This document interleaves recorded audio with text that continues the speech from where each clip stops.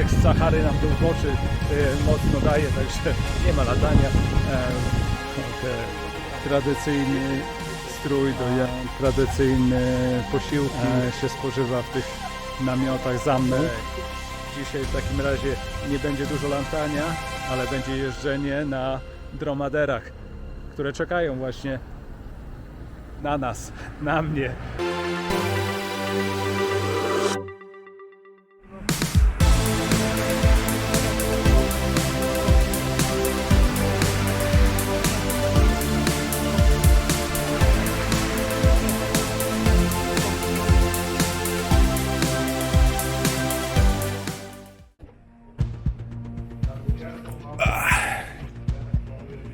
Dzień dobry wszystkim, witam serdecznie wszystkich widzów kanału Tom Cruiser i kolejny dzień, kolejne możliwości. Godzina 9 rano i co?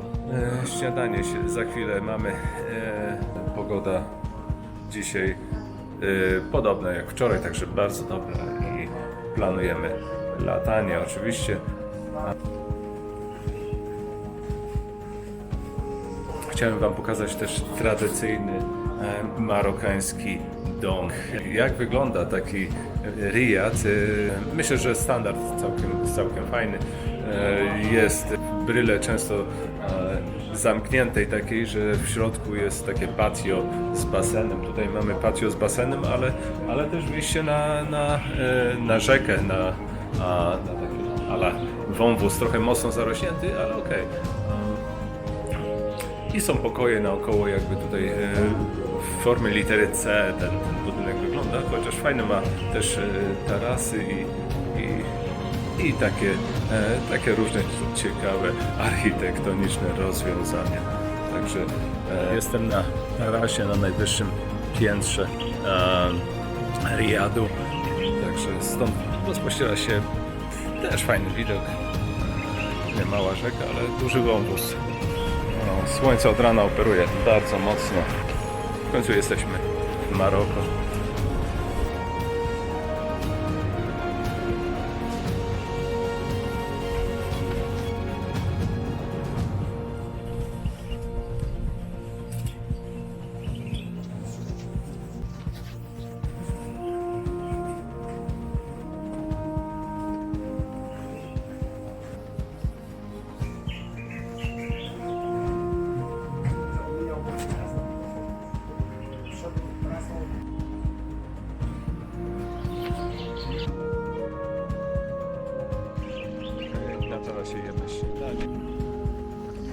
Nasi gospodarze dbają o to, aby śniadania były obfite i niczego nam nie zabrakło. Tutaj też omawiamy plany na dalszą część dnia. Prognoza pogody jest tutaj decydującym czynnikiem. To właśnie od niej zależy, czy i w jakich godzinach mamy tak zwane okno pogodowe dla bezpiecznego latania. Tym razem wszystko wskazuje, że początek dnia ma być dość pochmurny, z późniejszymi przejaśnieniami. Ale i tak jedziemy na miejsce latania, aby zobaczyć, czy faktycznie tak jest. Ponieważ lądowisko paralotniowe znajduje się zaledwie kilkanaście kilometrów od naszego miejsca zamieszkania, to jazda samochodem trwa około 25 minut i wkrótce wszystko staje się jasne. Dzisiaj sami widzicie, nie ma przejrzystej pogody, chmury są dość nisko. Miejsce, z którego startujemy, jest nad chmurami, można powiedzieć. Także czekamy. Prognozy mówią, że będzie można później jakby startować. Także zobaczymy. No dobra, skoro nie ma latania, to będzie jazda. Jazda nie byle jaka, po na wielbłądach i po pustyni. 40 minutes, 1000 dirhams. Money. When you get money, you come to go like this. One for me, one for you. Okay. Okay, okay. Half for you, half for me. Yeah, okay. No, przesadziłeś w tym momencie. Stówka za 15 minut. 15 minutes, 100. Wieje wiatr. Okej. Dzisiaj w takim razie nie będzie dużo latania, ale będzie jeżdżenie na dromaderach, które czekają właśnie na nas, na mnie. Pierwszy raz na wielbłądzie się przejadę, także będzie fajnie.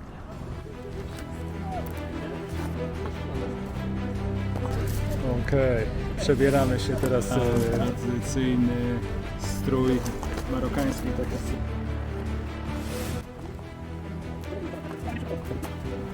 Bo jak się nie przebierzesz za lokalesa, to cię wielbłąd nie ruszy. Wielbłąd nie ruszy albo cię zrzuci.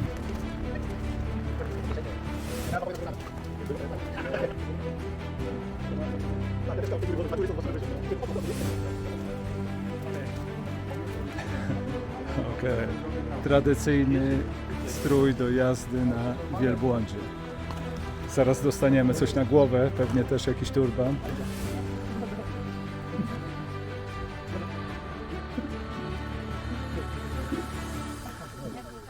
A tutaj proszę bardzo, tutaj pewnie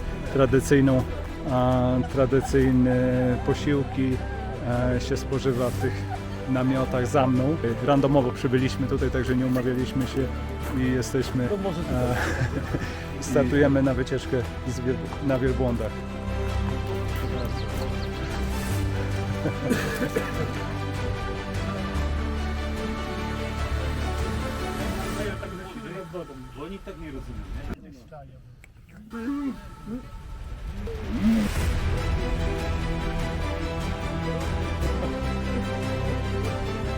Duraj.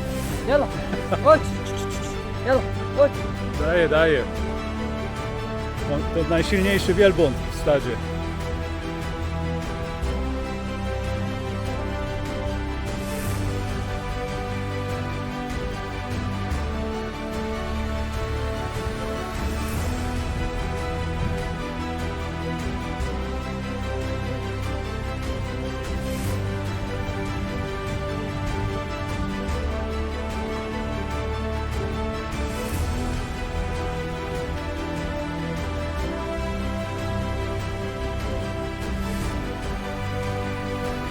Zrobiliśmy kółeczko, wracamy do miejsca, gdzie wielbłądy, gdzie dom dla wielbłądów.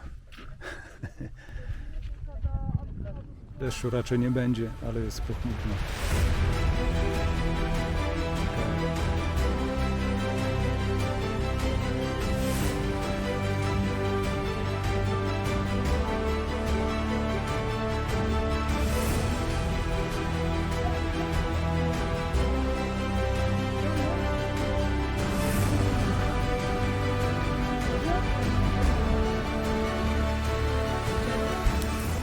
Okej, świetne nowe doświadczenie. Jazda na wielbłądzie, fajna sprawa, bardzo klimatyczne miejsce tutaj okazuje się, fajnie zorganizowane miejsce, gdzie można i pojeździć na wielbłądzie i wypić pewnie tutejsze herbatki marokańskie, bardzo słodkie zresztą. Tu jest fajnie, tu jest kolorowo.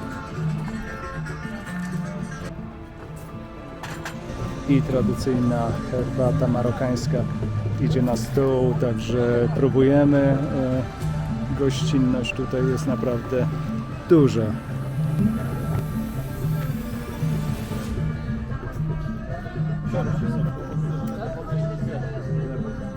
Pojechaliśmy do takiej wioski nomadów.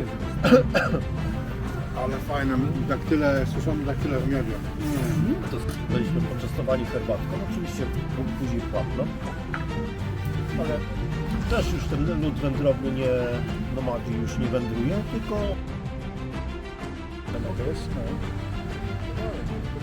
A już wszyscy siedzą? No właśnie, czekamy na kogoś. Łukasza nie ma.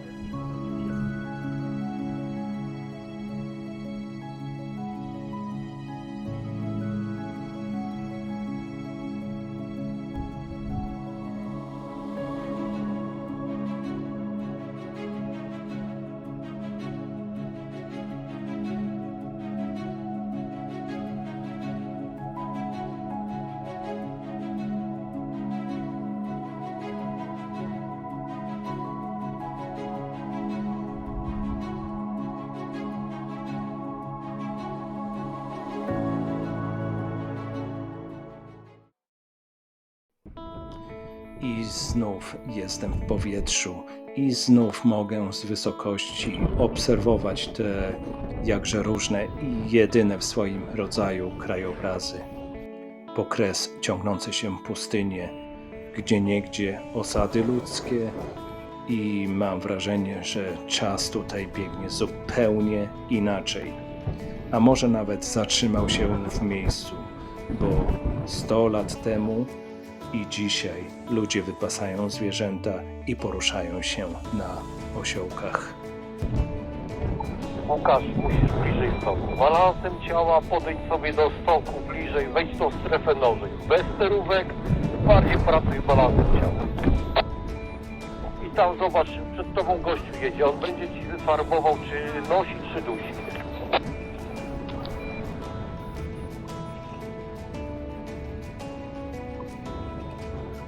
I tak jak przy każdym locie przychodzi w końcu czas na lądowanie. Miejsca jest sporo, także bez problemu i niemalże książkowo podchodzę do tego manewru, udając mi się stanąć zaledwie kilka metrów od wyznaczonego kręgu. Tomek na lądowisku. Okej, doleciało.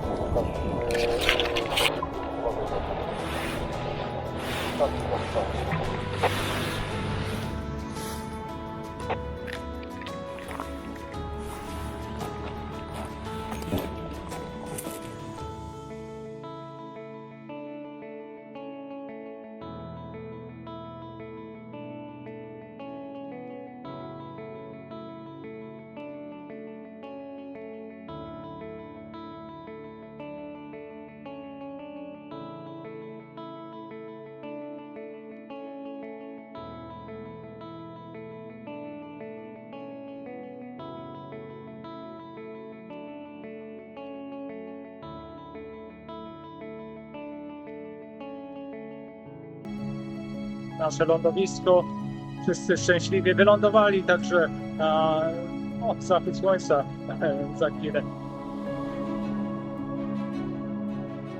Niektórzy z naszej grupy sobie zamawiają w tej restauracji też jedzonko, bo fajne jedzonko mają, takie marokańskie, powiedziałbym.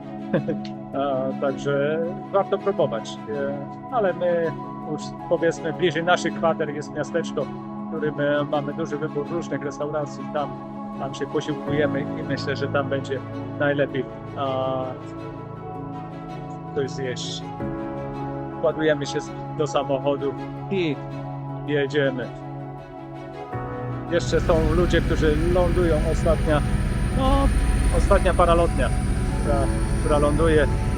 Może uda mi się jeszcze nakręcić ten kawałek. Zobaczymy.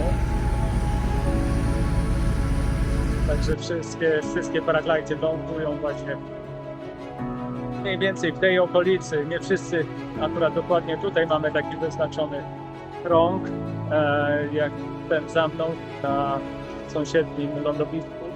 Tam jest też kemping, kemping turystyczny, gdzie kamperami ludzie mogą przyjeżdżać i ci co latają, mają świetne lądowisko po prostu na miejscu. Jest też trzecie lądowisko za ulicą, tam lądują tandemy paralotniowe po drugiej stronie ulicy. No i cóż, dużo ludzi latało, dużo slajdów latało. Udało mi się polatać ponad 2 godziny dzisiaj, także zadowolony jestem. Zobaczymy, jedziemy zaraz pewnie na kolację i jutro kolejny ekscytujący dzień się zapowiada, także zobaczymy, co będzie jutro. Myślę, że będzie jeszcze lepiej. Do zobaczenia. A wieczorem przychodzi czas na relaks i chillout po jakże intensywnym dniu. No może trzeba będzie wskoczyć. Okej, Marcin się nie bał. Wskoczył pierwszy do naszego basenu.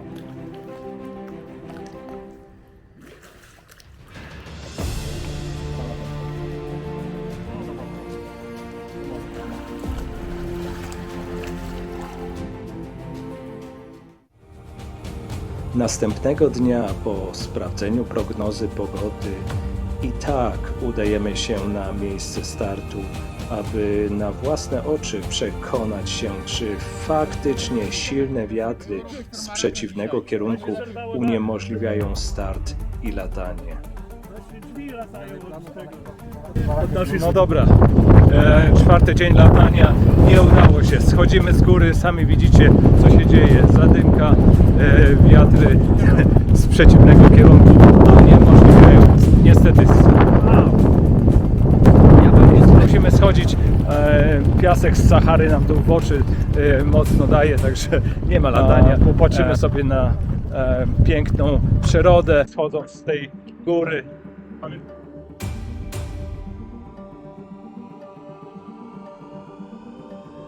Wchodzimy do samochodu zaparkowanego kilkaset metrów stąd. Nie widać tego parkingu, ale jest tam w dole. Tak jak mówiłem, dzisiaj trzeba sobie odpuścić. Nie zawsze są warunki do latania, także odpuszczamy sobie piękne widoki, jakie się rozpoczynają. Można podziwiać też. A ja Wam dziękuję, że byliście ze mną do końca i oczywiście zapraszam do oglądania kolejnych odcinków. Trzymajcie się ciepło. Cześć!